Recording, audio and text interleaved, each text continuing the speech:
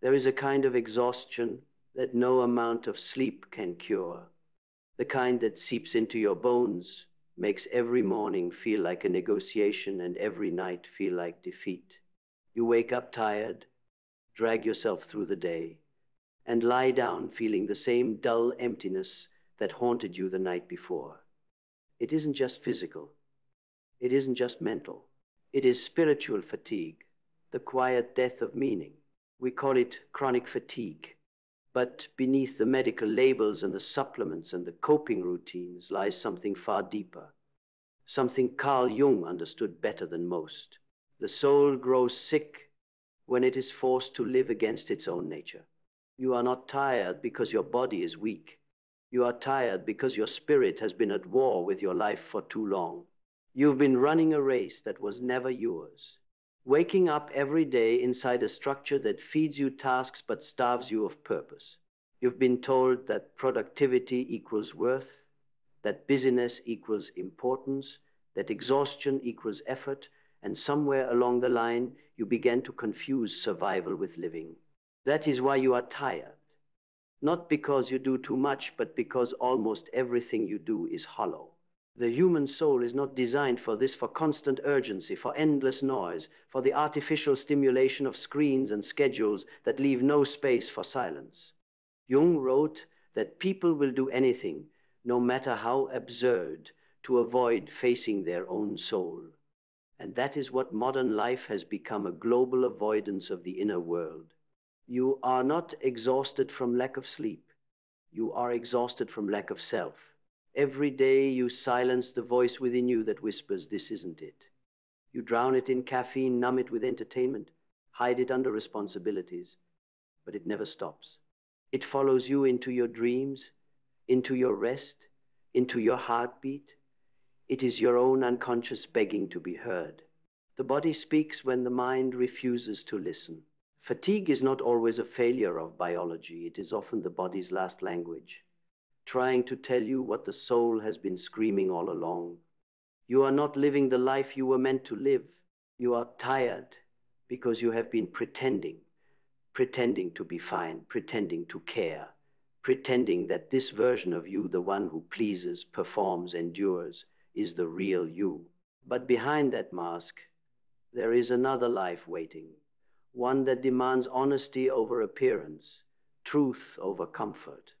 Jung called this the process of individuation, the painful, beautiful unfolding of becoming who you truly are instead of who you were told to be. Most people never go through it. They stay asleep in the persona, the mask built to fit society's expectations. But those who cannot pretend forever begin to crumble from the inside. Their energy fades, their passion dies, their body collapses under the weight of their own suppression. That is not illness. That is the soul withdrawing its energy from a false identity. When your inner life is ignored, your outer life becomes unbearable. You start feeling disconnected, anxious, lethargic, as if the world has lost its color. You try to fix it by changing diets, jobs, routines, but nothing works, because the problem isn't what you do. It's who you've become while doing it. You are living a life designed for someone else. You are following a script written by fear, and the soul cannot tolerate a lie forever. That is why Jung warned that the greatest burden a child must bear is the unlived life of the parent. Most of your fatigue is inherited not genetically, but psychologically. You carry the ghosts of expectation, the weight of ancestral fear, the invisible pressure to fulfill dreams that were never your own. You learned early on that approval equals safety, and so you built your life around it, but every step away from your authenticity is a step toward exhaustion. When the soul is starved of authenticity, it begins to die slowly. The light fades. The world loses meaning. The mind begins to rebel through anxiety. The body joins in through fatigue. The unconscious starts to leak into the conscious, in dreams, in apathy, in chronic stress that medicine cannot touch. Because what you call burnout is often the spirit's rebellion against inauthentic living. The cure is not more sleep. It is awakening. You don't need another supplement. You need a confrontation. You need to meet the parts of yourself you've banished into the shadow. The anger you were told to suppress, the creativity you buried under practicality, the wildness you traded for approval. Each of those forgotten fragments holds your energy, and until you reclaim them, you will remain divided. Fatigue is a symptom of fragmentation. The more you repress, the heavier life feels. The more you conform, the less your energy flows. The body becomes heavy because the soul is not allowed to breathe. Jung knew this well. He said that neurosis is always a substitute for legitimate suffering. You have been avoiding your real suffering, the pain of honesty, and now you are suffering in every other way. Your tiredness is not weakness, it is resistance. Resistance to the truth that your soul is outgrowing your life. You are not lazy, you are misaligned. Think of how much energy it takes to live a lie. Every fake smile, every forced conversation, every compromise of truth drains the psyche. Your fatigue is the bill for all the energy you've spent performing roles that do not belong to you. There is a reason you feel more alive in nature, in art, in silence, because in those moments you are closer to your essence. The soul thrives in authenticity, in depth, in meaning. But the modern world keeps you addicted to the shallow. It feeds you dopamine and starves you of purpose. And when purpose dies, energy follows.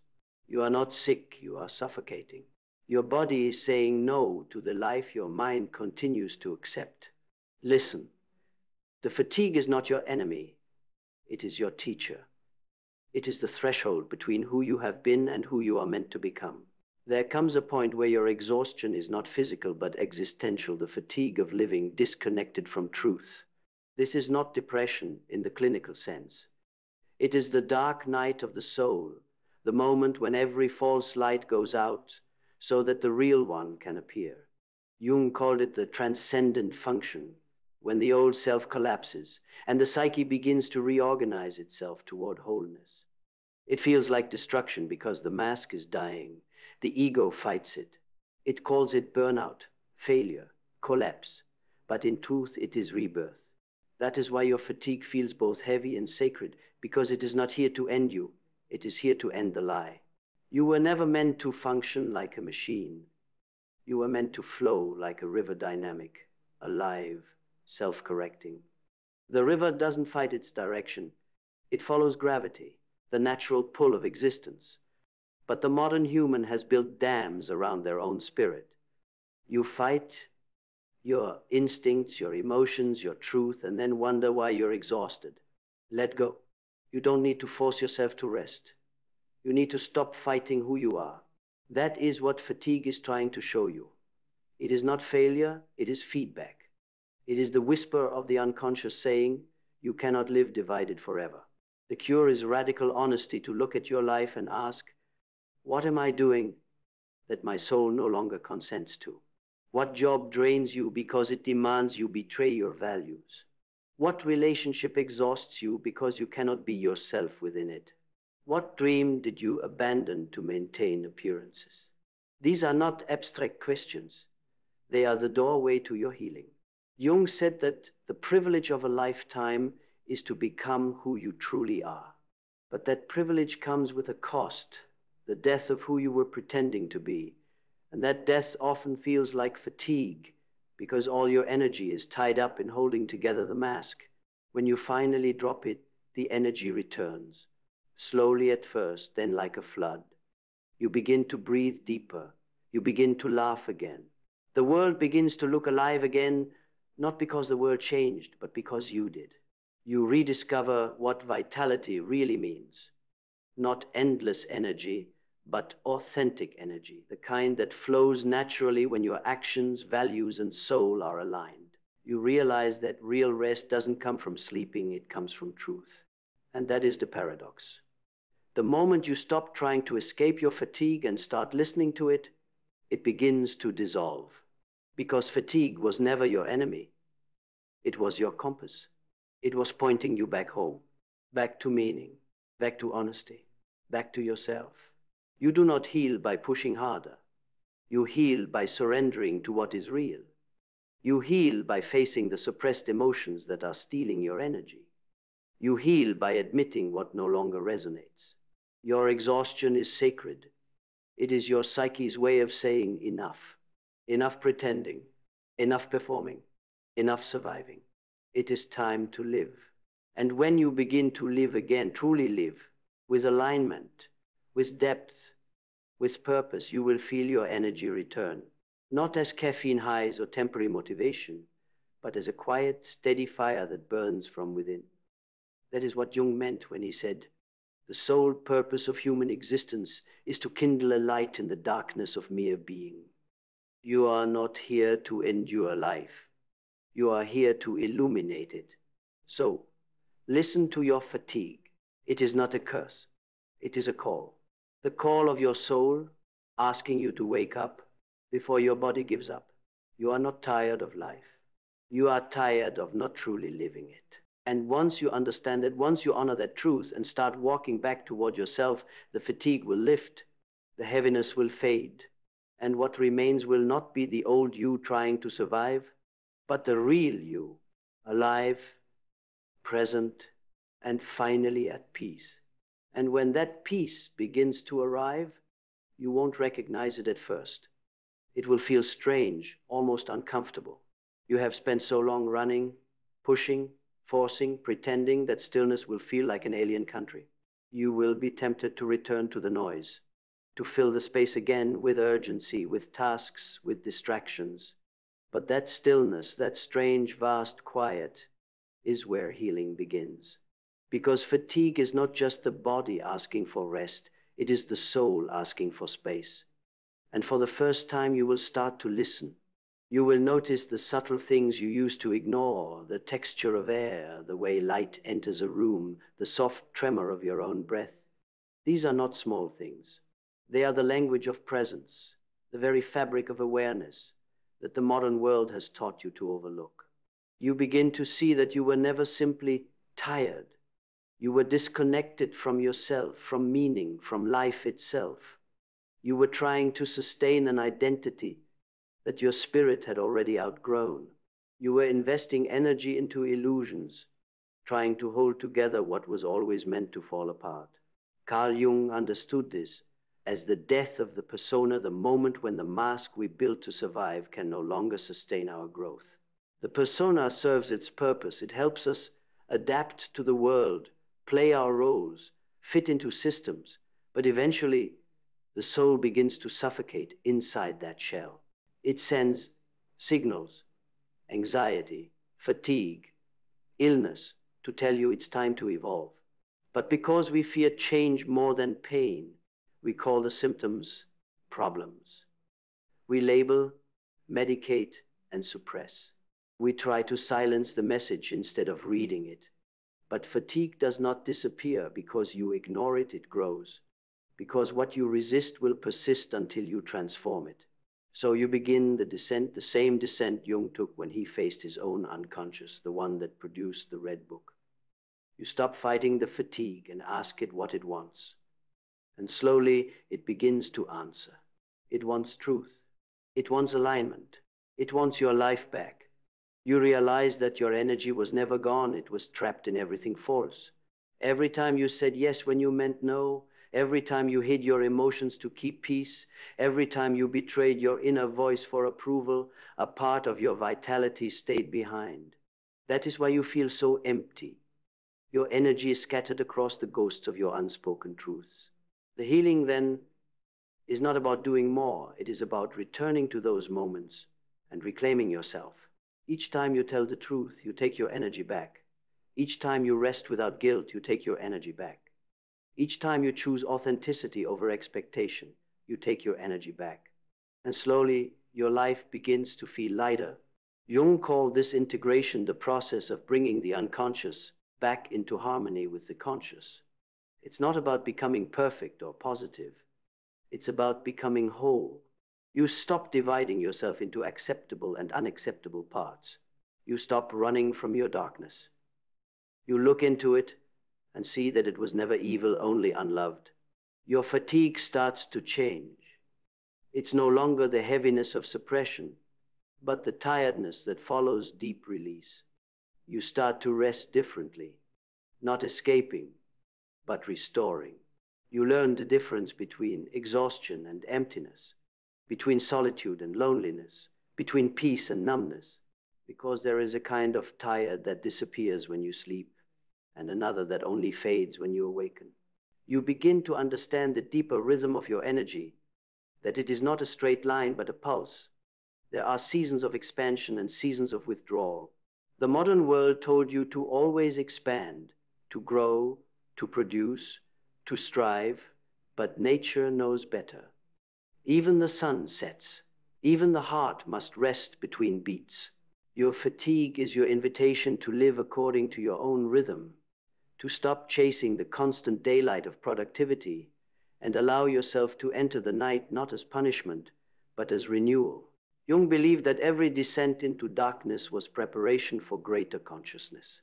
The psyche, he said, evolves through tension between opposites, between light and shadow, between who we are and who we must become.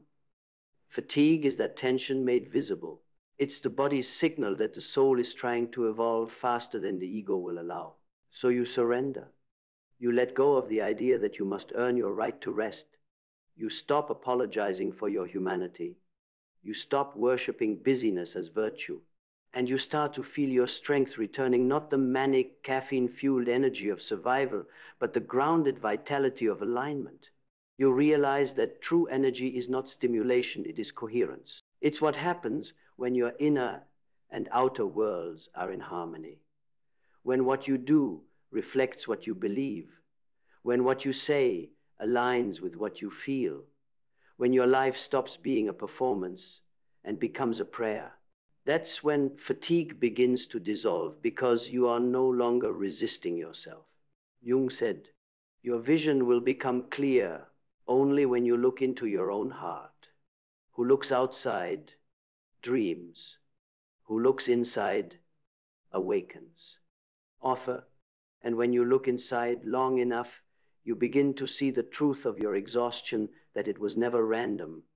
It was a signal from the deepest part of your being, guiding you back to yourself. You start to see the way society drains people. Endless comparison, constant exposure, artificial urgency. We live in a culture that mistakes adrenaline for aliveness. But adrenaline is survival. It's the body's alarm system, not its natural state. You can't live in emergency forever without collapsing. That's why so many people are tired, not just you, because we were all taught to ignore the soul's natural rhythm, to force, to perform, to achieve, while our inner world quietly decays. You begin to understand that fatigue is not a failure to keep up, it's wisdom. It's your soul's way of saying, I refuse to keep running from myself. And that realization changes everything. You start to slow down, not as an act of defeat, but as an act of power. You start saying no, not because you're selfish, but because you're awake. You stop explaining your boundaries. Stop apologizing for your needs. Stop trying to prove your worth through exhaustion. Because exhaustion was never noble, it was conditioning. You were taught to sacrifice your energy on altars that never fed your soul. But now, you build your own altar, one made of truth, rest, creativity, and presence. You begin to live deliberately. You move slower, but each step carries purpose. You speak less, but every word carries truth. You rest deeply, not as escape, but as devotion. And the fatigue that once felt like death transforms into clarity, the quiet knowing that your energy is sacred, that your attention is currency, that your peace is the truest form of power. Because when you finally stop betraying yourself, the body stops protesting. Your chronic fatigue begins to fade, not because the symptoms vanished overnight, but because the cause, the war between your soul and your life, has finally ended. You are not tired anymore. You are simply becoming whole. And wholeness is not about constant energy, it's about flow. It's the realization that your vitality is not something you chase, it's something you protect. Your tiredness was never weakness. It was your spirit's rebellion, a sacred refusal to keep living unconsciously. Now you understand. Fatigue was not the end of your strength. It was the beginning of your awakening. And when you awaken, The world begins to rearrange itself around your awareness. You start to see how much of your energy was never truly yours, how much of it was spent carrying invisible burdens, living up to expectations, performing roles that no longer belong to you. It's a strange kind of grief, realizing that most of your exhaustion came from living in a way that denied your own nature. But grief is holy because it clears space for rebirth. For the first time in years, you start to feel your own presence again, raw, unfiltered, unarmored. It's not glamorous. It's not the manic rush of motivation the world celebrates. It's something quieter, deeper, a slow return to aliveness. The mind stops screaming, the body begins to listen, and the soul starts to hum beneath it all. This is what Jung meant by reconnection to the self, that eternal center within you that is untouched by conditioning, untouched by fatigue, untouched by the noise of the world. It's not something you need to find, it's something you remember. And as you remember, you begin to reclaim your rhythm. You stop measuring your days in output and start measuring them in alignment. You learn that some of the most productive days are the ones when you do nothing but breathe, reflect, and return to presence. The fatigue that once made you resent life now becomes your compass. Whenever it returns, you no longer panic, you listen. You ask, what am I resisting? Where have I begun to betray my rhythm again? And almost instantly, the answer comes. Because your body, once ignored, now trusts you enough to speak clearly. This is the new kind of strength you begin to cultivate, not the brittle endurance of forcing yourself through life, but the quiet, anchored power of moving in harmony with it.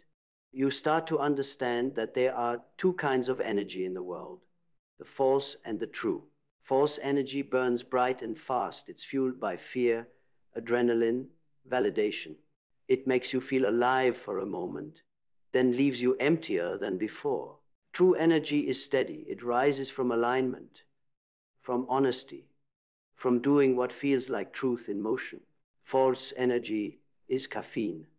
True energy is clarity. The modern world has made a religion out of the false. It glorifies the grind, celebrates burnout, sells fatigue as the badge of worthiness. But the soul refuses to live that way.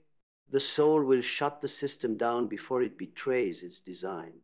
That's what chronic fatigue really is, the soul pulling the emergency brake. You were never meant to operate like a machine. You are an ecosystem, living, breathing, cyclical. You are the tide, not the clock. You are meant to ebb and flow, to create and rest, to move and return. And so, your healing is not about learning how to do more, it's about remembering how to be. Being doesn't mean passivity. It means awareness. It means being present enough to know when to act and when to stop. It means being so connected to your inner world that your outer choices align naturally. You start noticing how fatigue once ruled your decisions, how many choices were made out of fear of falling behind, fear of not being enough, fear of disappointing others. And now you simply refuse. You refuse to sacrifice your peace for the illusion of progress. You refuse to run faster in a direction that leads you away from yourself. You slow down not as rebellion, but as return. You realize that slowing down is not losing time. It is reclaiming it. You are no longer living from urgency, but from essence. And as you live this way, something miraculous happens. Your energy changes quality. It stops leaking into things that drain you and begins to circulate within you. Your presence becomes magnetic. You begin to attract opportunities that resonate with your truth instead of chasing what's misaligned. You understand now that fatigue was your initiation into awareness, the fire that burned away everything untrue. There's an ancient stillness that begins to bloom inside you, something the mystics called the peace that passes understanding. It doesn't depend on outcomes. It doesn't fade when life gets hard. It's the calm that comes from knowing who you are and what you will no longer tolerate. This is the state Jung described when he spoke of the individuated soul, the person who has integrated both their shadow and their light, who has learned to draw energy from the depths rather than the surface. The individuated soul no longer burns out because they no longer fight themselves. And when you stop fighting yourself, fatigue has nothing left to feed on, because fatigue thrives in inner conflict between who you are and who you pretend to be, between what you feel and what you express, between the life you live and the one you long for. Now, all those conflicts dissolve into coherence. You are no longer split. You are whole. Your body, once heavy, now feels like a temple instead of a burden. You move with grace, not effort. You breathe with awareness instead of survival. You rest not out of necessity, but reverence. You see now that energy is not something you chase, it's something you become when you live truthfully. Your mind grows sharper, but your heart grows softer. You stop oscillating between extremes, burnout and collapse, ambition and avoidance, and find yourself in the still point between them. That still point is power. That still point is peace. That still point is you, conscious. This is the healing the world needs. Not another supplement, not another hack, not another performance of wellness. It needs people who are awake enough to listen to the wisdom of their fatigue and courageous enough to change their lives accordingly. Because the world's exhaustion mirrors our own. The endless noise, the chaos, the speed, all of it is humanity running from itself. But one awakened individual, one person who has made peace with their fatigue and learned to live with awareness, becomes a beacon in the dark. Your healing radiates outward. Your stillness becomes permission for others to slow down. Your authenticity becomes a quiet revolution. Jung believed that the healing of the individual is the healing of the collective. He said, the world hangs on a thin thread, and that thread is the psyche of man. When your psyche begins to heal, when you integrate what you've denied, when you align with what's true, that thread strengthens. The whole world steadies, even if only slightly. Because consciousness is contagious. That is the real purpose behind your fatigue, to wake you up to the truth that your life is not your own performance. It is your contribution to the evolution of awareness itself. Your tiredness is sacred because it carried the signal of that evolution. It was your body's alarm, calling you back to the soul's work. And now that you've answered that call, you no longer move from depletion, you move from devotion. Every action, every breath, every word becomes an act of alignment. You no longer ask, how much can I do? You ask, does this honor my truth? You no longer fear slowing down because you've learned that what's meant for you will meet you in stillness. And as you live this way, slowly, consciously, honestly, the fatigue that once defined you fades into memory. It becomes part of your story, but no longer your identity. You have transcended survival. You are awake now, not manic, not rushing, not striving, just alive. Alive in the way Jung meant it, aware, integrated, whole. And maybe that's what you were always meant to learn, that your fatigue was never a curse, but a mirror. That the exhaustion was never punishment, but initiation. That what you called burnout was simply your soul whispering, come home. And now, here you are, home at last, in your own body, in your own truth, in your own rhythm, rested, alive, awake. And when you finally come home to yourself, when the noise of the world fades, when the constant striving collapses into stillness, something miraculous happens. You begin to feel alive in a way you never have before. Not the manic aliveness of adrenaline, but the sacred aliveness of peace. The kind of peace that comes from no longer fighting who you are. The kind of peace that hums quietly in your bones, that moves through your breath like prayer. You start to see the truth. You were never tired of life. You were tired of living disconnected from it. And now, every small thing feels divine. The warmth of sunlight on your skin, the weight of your body grounded in the earth, the sound of wind against your window.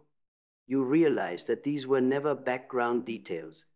They were the pulse of the universe, reminding you that you belong here. This is what Jung meant when he said, until you make the unconscious conscious, it will direct your life and you will call it fate. Your fatigue was fate's whisper, the unconscious begging for awareness. And now that you have listened, fate becomes freedom. You no longer wake up to fight through the day. You wake up to live it. You move slower, but everything you touch carries intention. You work with presence, love with clarity, rest with reverence. There is no rush, because you finally understand that what is meant for you cannot be lost, and what exhausts you was never meant to stay. This is not a fairy tale ending. It is the beginning of true life, the quiet, sacred rhythm of authenticity. You no longer measure your worth by how much you produce. You measure it by how deeply you exist. You no longer confuse exhaustion with virtue. You understand now that depletion is not dedication, it is disconnection. You no longer worship the grind. You honor the flow.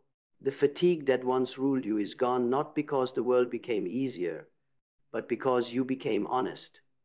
You no longer drain yourself chasing approval or holding up false identities. Your energy now flows toward what is real, and what is real replenishes you. You have become the alchemist of your own soul. You have turned fatigue into fuel, darkness into depth, and silence into wisdom. You see now that fatigue was not your enemy, it was your awakening disguised as collapse. It broke you open so you could rebuild on truth. It brought you to your knees so you could finally touch the ground of your being. And in that ground, you found gold. The gold Jung called individuation, the moment when the fragmented pieces of you become whole, when your soul and your life finally mirror each other.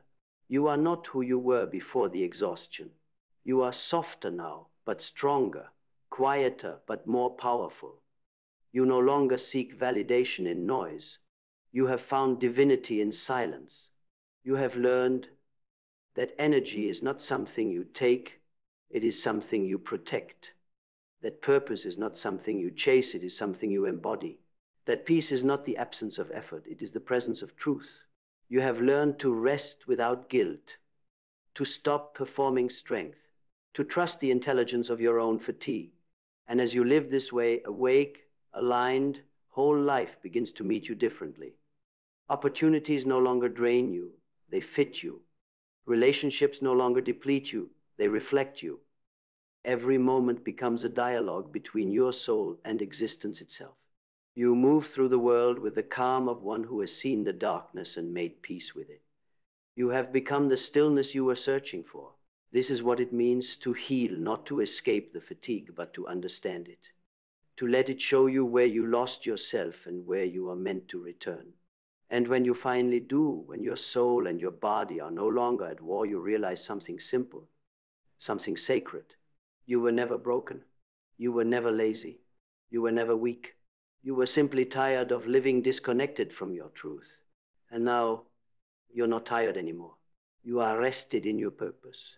You are alive in your authenticity. You are steady in your silence. The fatigue has fulfilled its mission. It woke you up. It brought you home. And now, in the stillness that follows, in this gentle, infinite breath of awareness, you stand in the only place that has ever truly existed, the present moment. Here, there is no rush. Here, there is no noise. Here, there is only life, pure, quiet, radiant life. And you, finally awake enough to feel it. This is what healing really means. This is what freedom feels like. Not loud, not dramatic, just truth. You were tired because your soul was waiting for you. Now that you've answered, you will never truly be tired again.